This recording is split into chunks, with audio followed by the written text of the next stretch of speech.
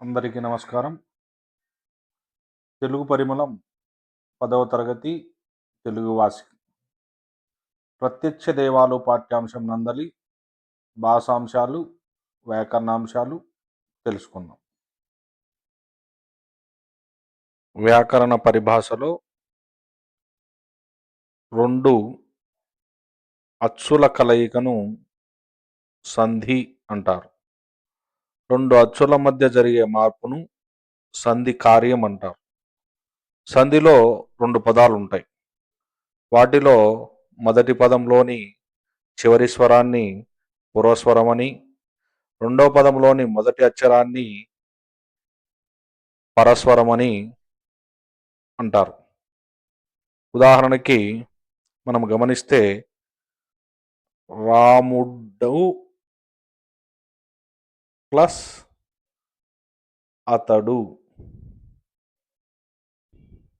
ఇక్కడ డూలో ఉన్నటువంటి అచ్చు ఊ. అలాగే రెండో పదంలో ఉన్నటువంటి మొదటి అక్షరం అది ఒక అచ్చు ఆ. ఇక్కడ మనం గమనిస్తే 2 అచ్చుల మధ్య జరిగే మార్పునే సంధి కార్యం అని అంటారు అని చెప్పుకోవడం జరిగింది. వాటిలో మొదటి పదములోని చివరి అక్షరం, ఈ మొదటి పదాన్ని మనం ఏమంటున్నామంటే పూర్వపదం అని అంటున్నాం. రెండవ పదాన్ని ఏమంటున్నామంటే పరపదం అని అంటున్నాం. ఈ పూర్వపదంలో ఉన్నటువంటి చివరి అక్షరాన్ని, అందులో ఉన్నటువంటి అచ్చును పూర్వస్వరమని, రెండవ పదంలో ఉన్నటువంటి మొదటి అక్షరాన్ని పరస్వరమని అనడం జరుగుతూ ఉంది. ఇక్కడ సందుల్లో నిజంబగు అనేటువంటి పదాన్ని విడదీయడం జరిగింది. అంటే ఇక్కడ విడదీసి సంధి పేరు రాయండి అన్నారు. నిజంబగు, నిజంబు ప్లస్ అగు, ఇది ఉత్వసంధి. మూలంబైనది, మూలంబు ప్లస్ అయినది, ఇది కూడాను ఉత్వసంధి. కలదొక, కలదు ప్లస్ ఒక, ఇది కూడా ఉత్వసంధి. వేల్పులనగా, వేల్పులు ప్లస్ అనగా, ఇది కూడా ఉత్వసంధి. నీ ఒకరుండవు, నీవు ప్లస్ ఒకరుండవు, ఇది కూడా ఉత్వసంధి. మరి ఇది ఉత్వసంధి ఎలా అయింది అంటే, ఉత్తునకు అచ్చు పరంబగునప్పుడు ఉత్వసంధి అవుతుంది. ఇక్కడ చూడండి, మొదటి పదం అంటే పూర్వపదం చివరక్షరంలో ఊ అంటే అర్శ్వ ఉకారం ఉంది. దానికి ఏం పరమైంది? ఇక్కడ అచ్చు పరమైంది. కావున ఇదేమవుతుంది? ఉత్వసంధి అవుతుంది. అలాగే రెండవది కూడా మూలంబు, ఇందులో ఏముంది? ఊ, ఏం పరమైంది? అచ్చు, కాబట్టి ఇది కూడా ఉత్వసంధి. ఇక్కడ ఏముంది? మూడో పదంలో కలదొక, కలదు, ఊ, ఉత్తునకి ఏం పరమైంది? అచ్చు, కాబట్టి ఇది కూడా ఉత్వసంధి. వేల్పులు, లూలో ఏముంది? ఊ అనేటువంటి హర్షోకారం, ఏం పరమైంది? అచ్చుపరమైంది, ఇది కూడా ఉత్వసంధి. నీవు, ఇందులో కూడా ఊ అనేటువంటి అచ్చు ఉంది, అచ్చుపరమైంది, ఇది కూడా ఉత్వసంధి. ఈ విధంగా మనం ఉత్వసంధిని గుర్తించవచ్చు.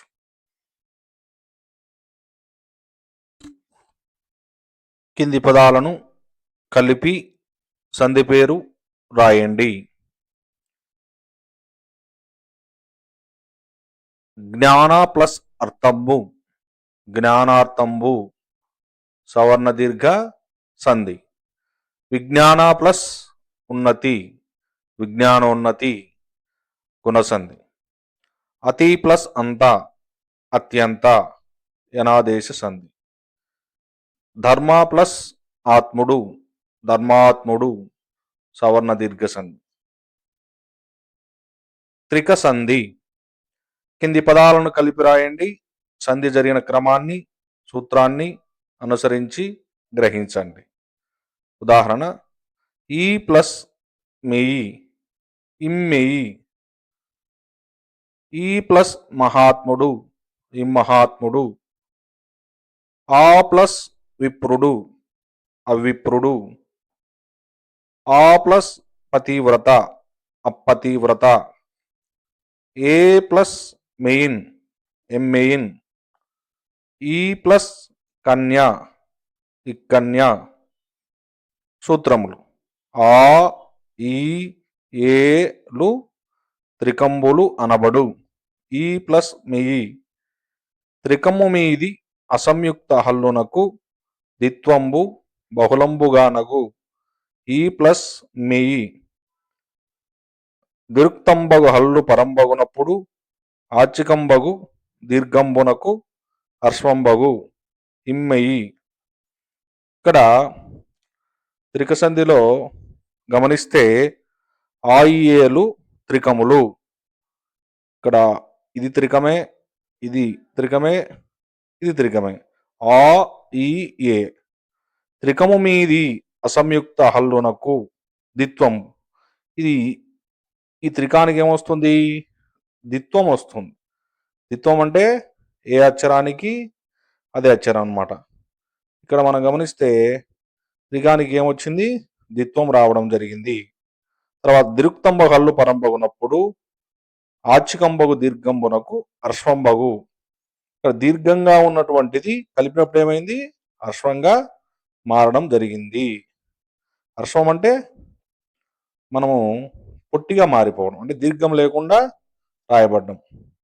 దీర్ఘం లేకుండా రాయబడ్డం అని చెప్పడం జరుగుతూ ఉందన్నమాట. ఈ విధంగా మార్పు జరిగింది. అంటే ఈ ఆ, ఈ, ఏ అనే త్రికాలకు మనము సమాసం.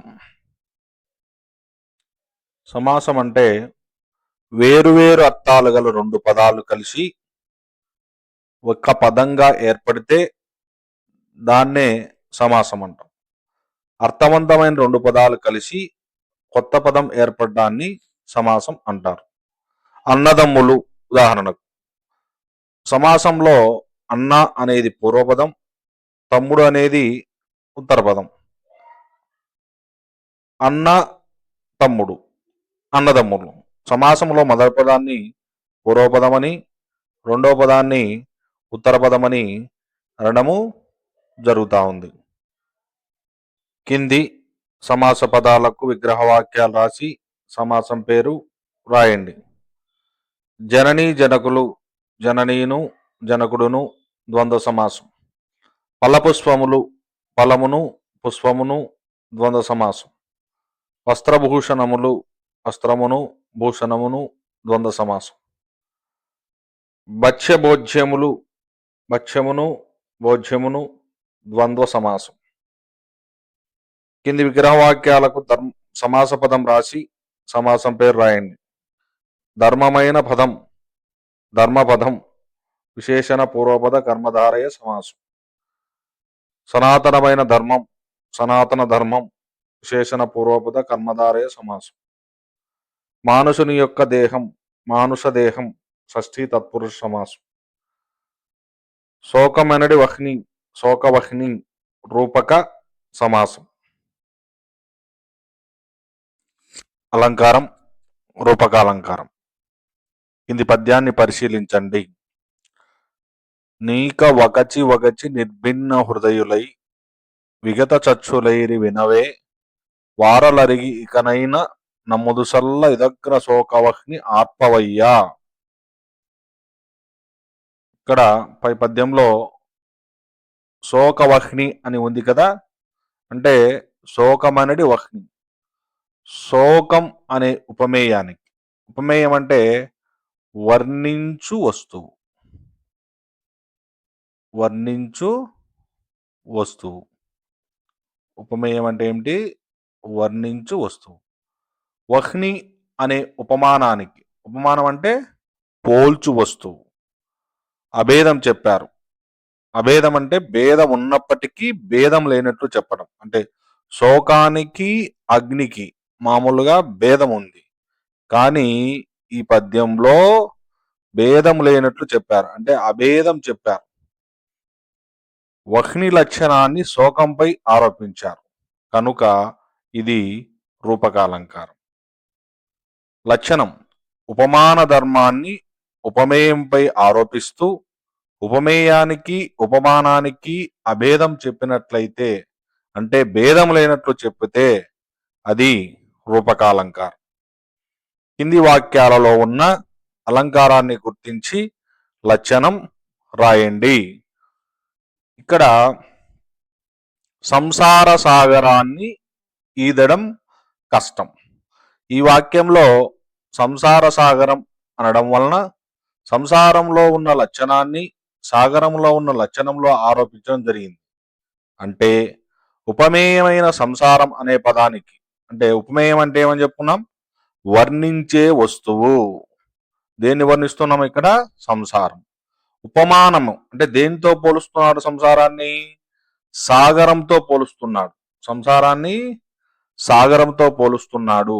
ఈ రెండిటికి భేదం ఉంటుంది, కానీ ఇందులో భేదం లేనట్లుగా రెండు ఈదడం కష్టం అని చెప్పడం జరిగింది.